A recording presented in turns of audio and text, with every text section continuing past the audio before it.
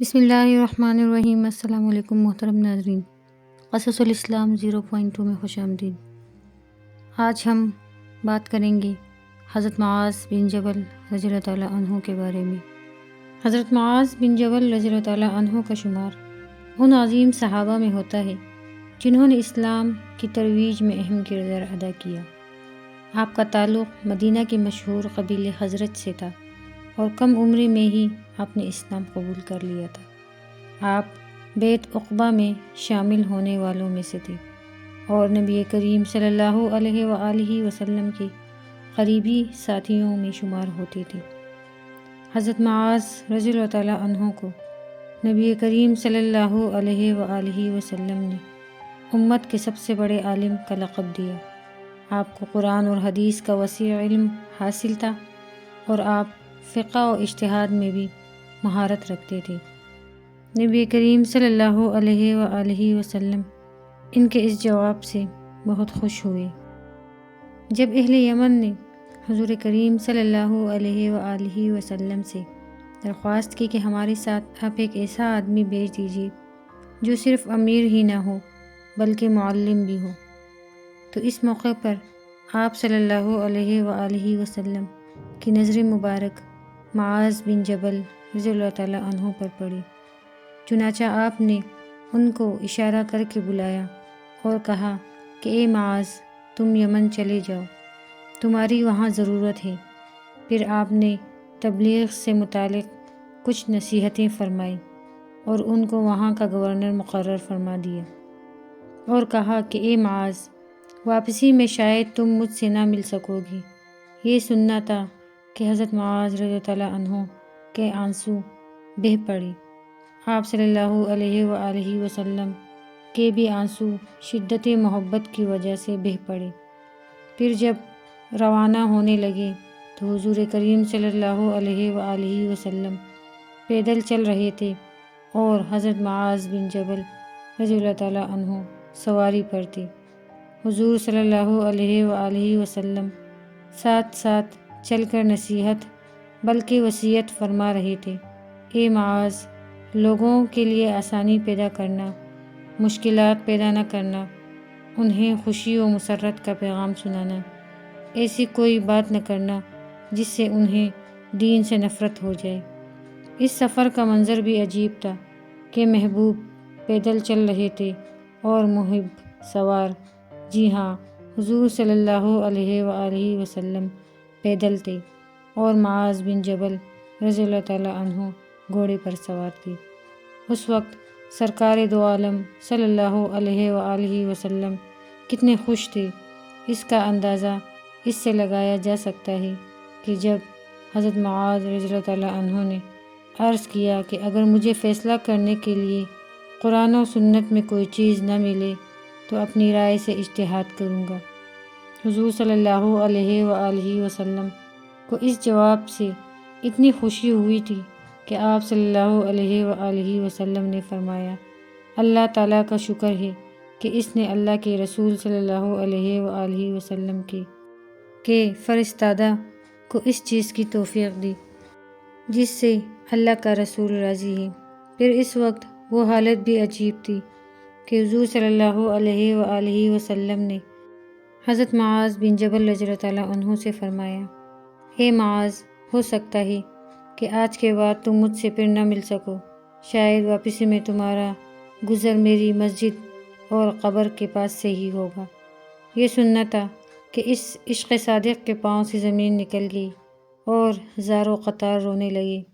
روایات میں آتا ہے کہ حضور کریم صلی اللہ علیہ وآلہ وسلم نے اپنا رائے انور مدینہ منورہ کی طرف پھیر دیا اور یہ ارشاد فرمایا، میرے قریب ترین وہ لوگ ہیں جو متقی ہوں، جہاں بھی ہوں اور جو بھی ہوں۔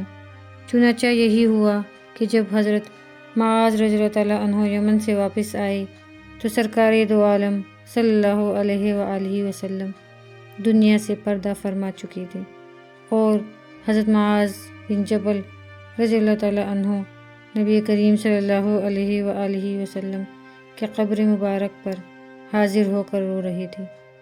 یہ خوبرو، خوش اخلاق کشادہ دست کریم النفس خوش بیاں اور شیریں بیاں معاذ بن جبل بن عمرو بن اوس بن عائز الانصاری ہیں، جو 18 سال کی عمر میں مسلمان ہوئے۔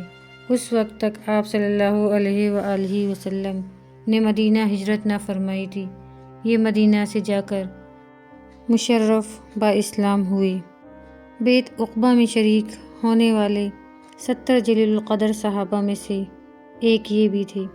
18 سال کی عمر، ابھرتی جوانی، سینہ میں معجزن ارمان، دنیا میں گھسنے کا خیال اور مستقبل کے عزائم کو پختہ کرنے کا زمانہ، مگر اسلام لانے کے بعد انہوں نے اپنی زندگی تبلیغ اسلام، تعلیم قرآن اور شرک کے خاتمے کے لیے وقف کر دی۔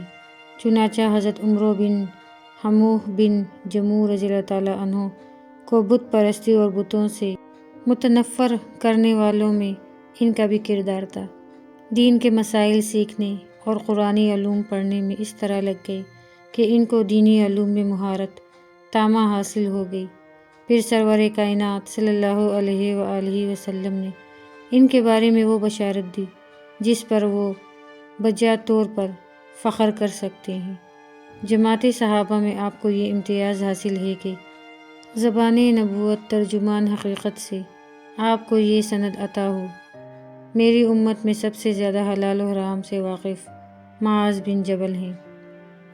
حضرت عبداللہ بن مسعود رضی اللہ عنہ کی موجودگی میں آیت پاک ان ابراہیم کان امۃ قانتا للہ پڑھی گئی تو انہوں نے فرمایا کہ معاذ، ہو سکتا ہے کہ آج کے بعد تم مجھ سے پھر نہ مل سکو، شاید واپسی میں تمہارا گزر میری مسجد اور قبر کے پاس سے ہی ہوگا۔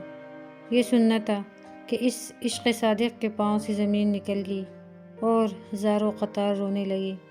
روایات میں آتا ہے کہ حضور کریم صلی اللہ علیہ وآلہ وسلم نے اپنا رائے انور مدینہ منورہ کی طرف پھیر دیا اور یہ ارشاد فرمایا، میرے قریب ترین وہ لوگ ہیں جو متقی ہوں، جہاں بھی ہوں اور جو بھی ہوں۔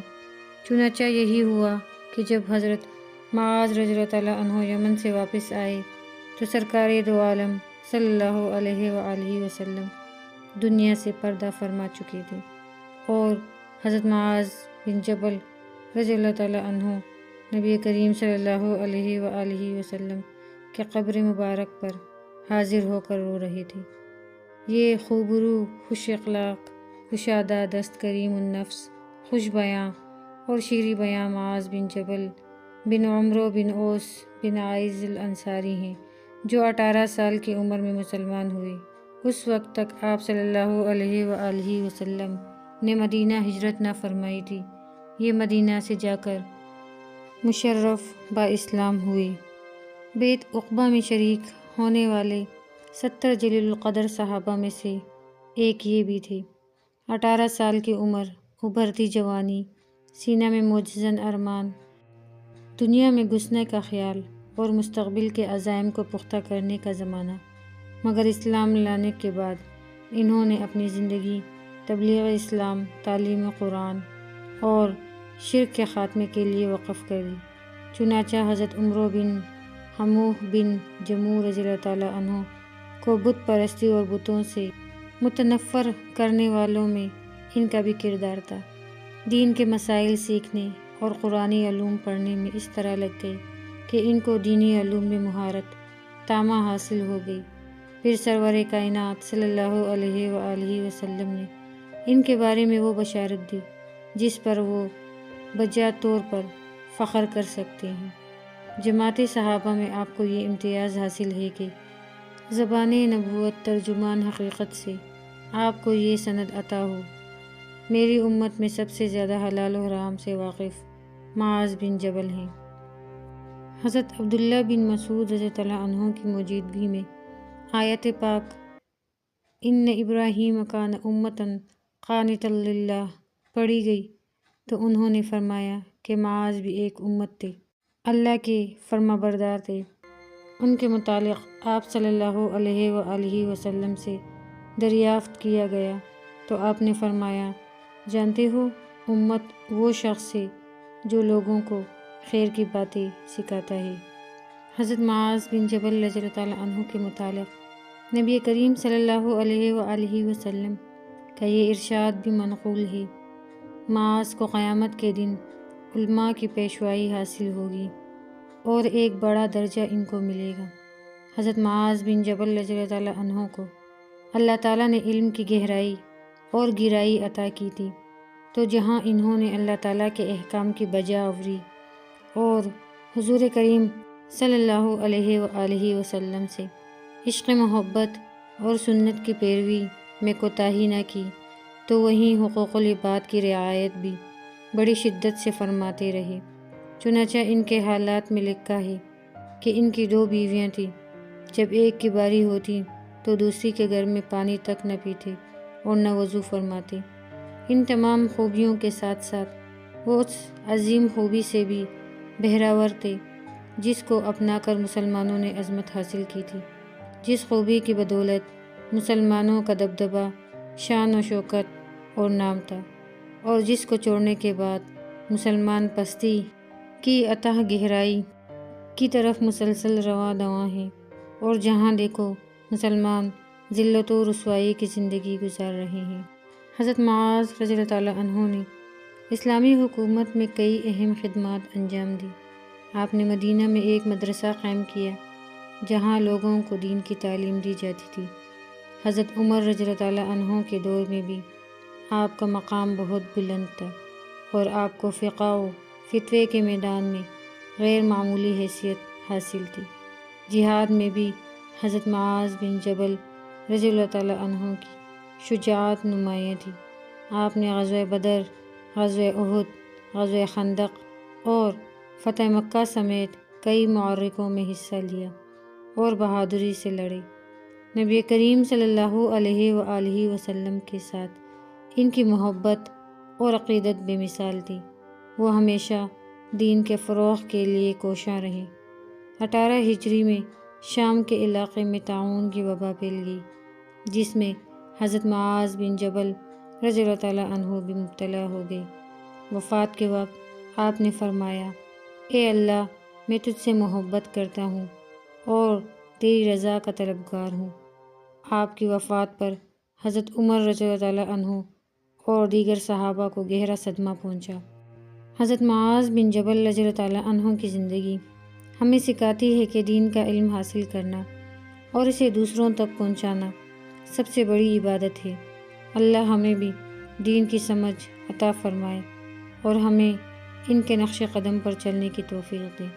تو محترم ناظرین، یہ تھی حضرت معاذ بن جبل رضی اللہ تعالیٰ عنہ کی زندگی کے بارے میں کچھ تفصیلات۔ اگر آپ کو ہماری آج کی ویڈیو پسند آئی ہو تو براہ کرم اسے لائک اور شیئر ضرور کیجیے گا، اور اگر آپ نے ہمارے چینل قصص الاسلام 0.2 کو سبسکرائب نہیں کیا تو براہ کرم ہماری حوصلہ افزائی کے لیے اسے ضرور سبسکرائب کیجیے گا، تاکہ آپ کو اس طرح روحانی ویڈیوز مل سکیں اور آپ اسلامک ہسٹری سے باخبر رہیں۔ دعاؤں میں یاد رکھیے گا۔ جزاک اللہ خیر، والسلام۔